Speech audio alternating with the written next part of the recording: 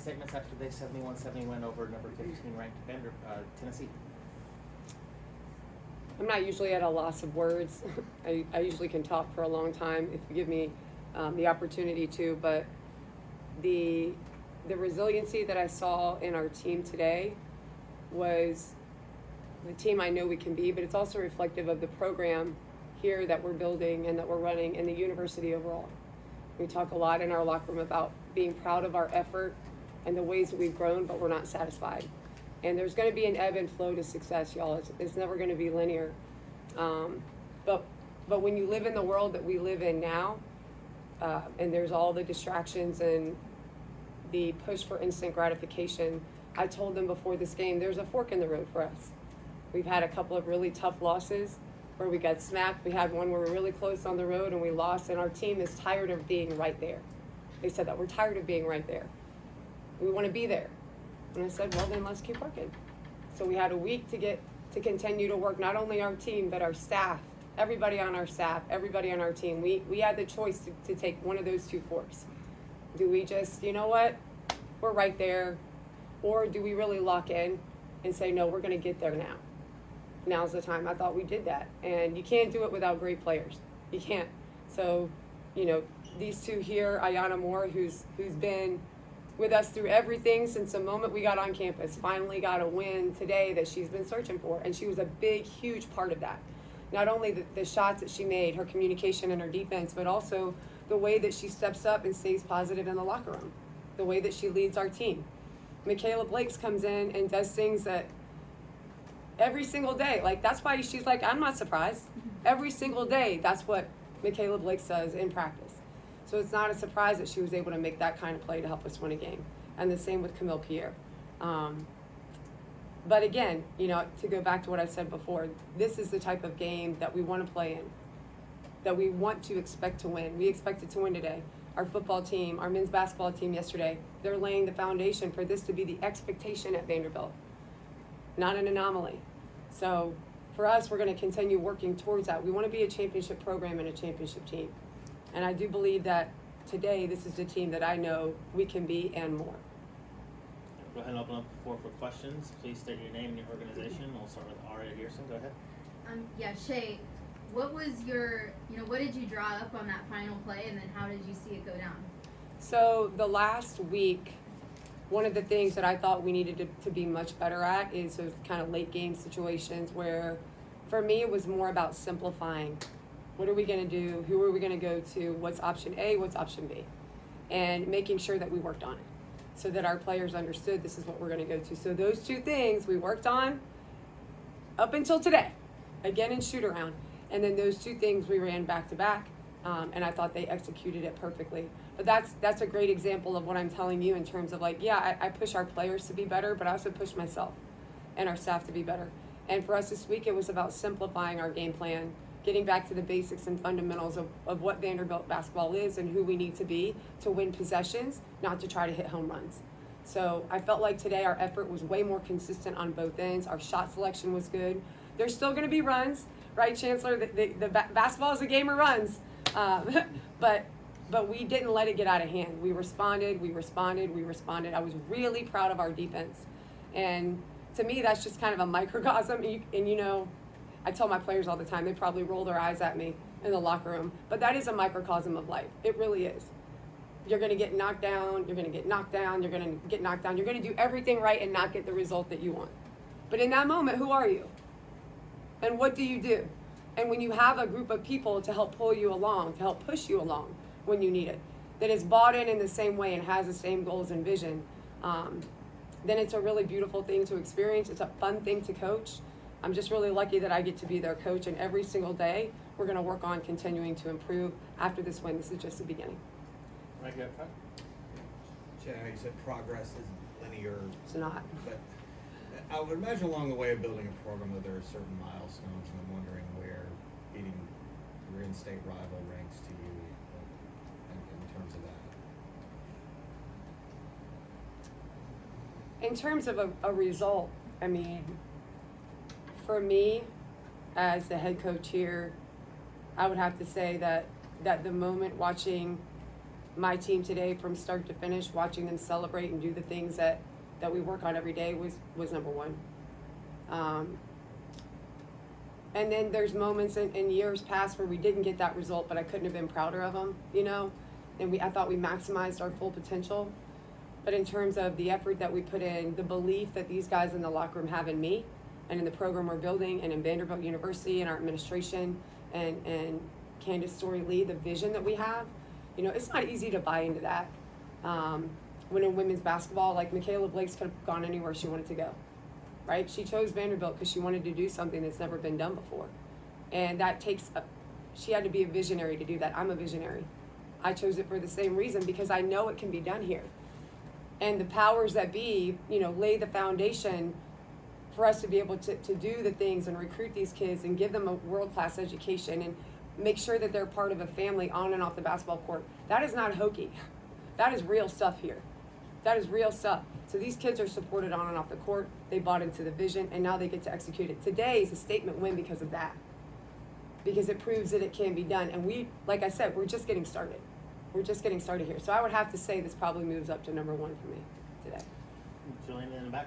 Julie Minutes of News 2. Can you speak to expand on the defensive performance you guys had, especially after that first quarter? I think you held them to just 5 points in that second quarter. Yeah. It's tough to do against that team. Yeah, it is. It is. They play a very fast tempo. They make a bunch of shots. And the thing that we probably spend the most time on early in the season in the summer is our defense and our tenacity, our nose for the ball on rebounding. And, you know, there's always questions about, well, size and this and that. I just think that defense and rebounding is more heart and determination and focus and discipline than anything else. And I think if you're a team that can stop people from scoring or at least make it really difficult to score, then you always give yourself a chance. And it's also, you know, when you look at a team that you know, all right, we're gonna have to work really hard to score on them. That's throughout the course of a game, that's exhausting mentally. So that kind of focus and discipline is what championship teams are built of. And then offensively, if you can do that, stop them from scoring, get a great look, stop them from scoring, get a great look. The ball's going to go in or it won't. We don't have a whole lot of control over that other than we want to take a great shot. But these guys that have been in the room here after every game, hear me talk about defense ad nauseum, because I feel like that's where we hang our hat. And I felt like today we had to have that performance, and my team delivered it. Garrett in the back. Garrett Short, WSMV coach. You said that this might be your favorite moment. It might be number one. What were those emotions like in the locker room? It looks like you got. I got a little. I did. I mean, joy, excitement, the emotions that you would imagine in a moment like that. But also, I think the thing that I liked the most about it wasn't over the top. It wasn't, because, again, this is the expectation. So somebody in the room said that we've been knocking on the door, and we've been knocking on the door now for a couple of years. And I felt like it was more like, you know, finally, yeah, like this is who we are. So there was joy and celebration because we won a big game, exciting game on our home court. But now we're looking forward. What's the next game? What's the next moment? Who's the next opponent? What's the next opportunity we get to get even better from this? Because, like I said, we have goals. We have a vision here to accomplish. So the expectation is that we do this today. But they're definitely, I tell them, celebrate every moment. And they did. They celebrated. Elena? One player or two who came off the bench didn't, stuff the stat sheet in particular, but Leilani Kaplan is extremely physical. How important was she for you on the defensive end today? She's a bulldog, right? She goes out there and she's just after everything. You have to have kids on your team like that. She's a kid that doesn't need to shoot the ball. In fact, she should probably shoot more when she's open. But she's going to do what she has to do defensively, and she's going to go after every rebound. And even when they think they have it, she's somehow going to get her hands on it. She is, that's her identity. She is built that way. That's not something I can coach them to have. She has it. Jay Nwaba has it. To some extent, Maddie Green has it on the defensive end of the floor. So when you have Jordan Oliver has it, right? When you have people like that on your team that can play those big minutes and impact the game in a positive way without scoring, that's how you know have a great team. Aria? Yeah, when we talked to you on Friday, you talked about how important it is to stick to your identity against a team that plays a unique style like this. You had more fast break points than Tennessee, only 13 turnovers. You know, how big was that to be able to kind of make it your brand of basketball? Exactly. I think it was, if anything, it just proves our point in the locker room. Hey, we just have to be us. It's never us against the opponent. It is. The game is Vanderbilt versus Tennessee, but usually it's you versus you. The you that is ultra competitive, super disciplined, will help somebody, will communicate. Or when, you know, something happens on the floor, which it inevitably does, where they get an open three or a layup, are we going to hang our heads and not communicate and not rotate the next time because we're still thinking about that one play? We have to continue to level up in order for us to be our best selves and to maximize our full potential in that way individually and as a team. Then we have to be ourselves.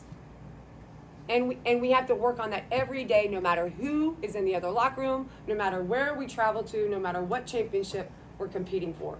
If we can be that, then I think we can compete with any team in the country. And that's true. And today, I think, not only did the players buy in, but now they fully believe because they saw what it is, they saw how we can do it, and they achieved the result that we were after. Connor, go ahead. Yep. A statement that's thrown around a lot during the basketball season is the term Memorial Magic. But it seems that there was no bigger moment for Memorial Magic to happen than this weekend. I mean, the last time that Vanderbilt beat Tennessee in both the men's and the women's program was in 2014, and that didn't happen on the same weekend on the same floor. What does a moment like this for both your program and the men's program kind of mean for you guys as well as the Vanderbilt community as a whole? First of all, Memorial Magic is a real thing. So you guys know, it's a real thing. It's made real by the fans, the community, the players. I mean, today the environment was amazing. And we had a true home court advantage. What does it mean for our programs? I mean, I think that the two basketball programs, the football program, all the athletic programs here, we're very close. We're a close-knit family. We're smaller, you know, private school in the SEC, but we're not the little sisters of the poor, guys. We're here to compete with anyone in the country. And that's been made visible not only by the continual progression of our greatness individually, right? The teams here are doing some great things, a lot of them across the board. A great example, again, is football and men's basketball and the jumps that they have taken. But it also speaks to the investment that the university has made in our athletics department, the new facilities going up, the competitive way that we are leveling out in the landscape, the resources that we're able to give our student athletes on and off the court, not only to be great athletically, but to get a world-class education. That doesn't exist anywhere else. Does it? No. We're the only one in the SEC, and the SEC is the best college basketball conference in the country. So what does it say about our programs? Well, I just know I'm really happy to be here because there isn't another place in the country like Vanderbilt. We are going to compete on the court to win championships that are world-class, just like the one that they're going to graduate with. Last couple of questions. Sorry, Gentry, go ahead. Yeah. You mentioned Michaela could have gone anywhere and chose to be here. What does it say about her that she did want to be here and for the reasons you said? And how much does it change your team to add a player like that? She's built different. Michaela Blakes is a believer. She believes in herself, and she's a visionary. So it's really easy to say, you know, this is my goal and I want to accomplish it, and I want to be the first person to do it. I think it's easy to have those goals. I want to be an All-American. I want to win a national championship. Most of the recruits that I talk to, they say those things. But that's really hard to do. And it's also hard to come in on a team that's kind of on the rise, you know, we're on the rise, and say those are the things I want, but I also want to play. And I want to be the person that helps us get those now as a freshman. The most unique thing about her was there was really no freshman transition. And I remember talking to some of our beat writers, Aria and Elena, in the summer, and they were asking me who's the most impressive. Like, I'm not surprised, but Michaela Blakes has come in here and take this program by storm. She is ultra competitive, ultra competent, a great teammate, super humble, really smart, extremely skilled and talented. I mean, she has all the makings of a generational kind of player. And so what does it say that she chose us? It says to me that she wants to do the same thing I want to do, that we want to do, and that she believes in that process and vision. And we talked a lot about that for 3 straight years with the kid. But then she took the leap of faith. And in essence, so did we. And so did everybody. So did Camille Pierre. So did Ayanna Moore, when it would have been easy after losing to Tennessee her first 3 years to be like, you know what, I'm going to go somewhere where it's probably going to be a little easier for me. But she didn't. They don't want easy. They want right. They want the opportunity to do it here at Vanderbilt. And it's not just about the basketball for those kids either. And I think the word family is used a lot, family and culture in sports, but I really do try hard to run this program like a family. I have a young daughter. I was a basketball player. I went through a whole bunch as a basketball player, and my goal was to play professional basketball, and then I had 5 ACLs. I didn't have a plan B. That won't happen to my players. That won't. And if they want to play until they're 40 and their bodies hold up, we're going to give them hopefully that opportunity to do that. We'll prepare them. But they're also going to get a degree from Vanderbilt University so that if they don't and they can't and the world has a different plan for them, that they'll go on and be successful in another way. And the decisions I make for my daughter, I think about them the same way. And the decisions I make to recruit and coach the players that I have on my team, to hire the staff that I have, and to run the program here at Vanderbilt. That will never change. That was important to them too. So all of those things come together to make the right mix of people who can do something like we did today and continue to move forward and build the program the right way. Okay, final question, Brandon Bixby, go ahead. Coach, you talked about a little bit earlier how you guys have been right there and you've been kind of looking to kind of kick the door open in these sorts of games and in these sorts of moments. Does a win in a game like this against not just one of the top teams in the country, but a rival, does this feel like a breakthrough moment for you guys, not just as a team, but potentially as a program as well? It definitely does. I don't want to get too far ahead of ourselves, I think it's a big moment right now for us. This was important. The way that we played today was important. In terms of where we are in our season, the fact that we had this opportunity on our home court, the things that happened yesterday on the court for the men, it was an important moment for us in the trajectory of our program this season. And obviously overall, right? Like obviously this is a big victory, but I worry about right now. I try to stay present with our team, honor the past, respect it, okay, stay present, and then believe in the future. This today, I think, is going to create a whole hell of a lot of belief and confidence in our team. I'm excited to get back to work.